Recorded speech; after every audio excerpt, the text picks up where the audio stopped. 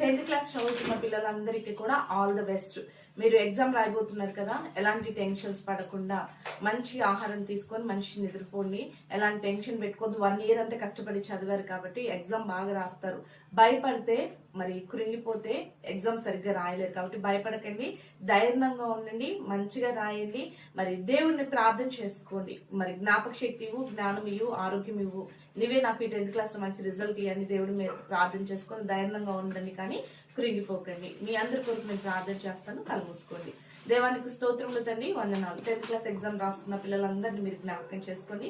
ఆయా తండ్రి సకాలంలో ఎగ్జామ్ సెంటర్కి వెళ్ళడానికి సహాయం చేయండి. వారు రాస్తున్న ప్రతి ఎగ్జామ్ కూడా వారి హస్తంలో పట్టుకోండి. ఏదైతే 1 year అంతా చదివారో అది జ్ఞానము, జ్ఞాపక శక్తి, తెలివిని మీరు దయచేయండి.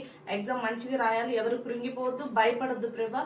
ఎగ్జామ్ మంచిగా రాసి మంచి రిజల్ట్ తో పాస్ అయ్యే కృపను దయచేయమని పిల్లలందరినీ దయగలస్తాను కాబట్టి చెప్తూ యేసు నామములో ప్రార్థిస్తున్నాం తండ్రి, ఆమేన్. ఎగ్జామ్ రాస్తున్న పిల్లలందరికీ ఆల్ ది బెస్ట్.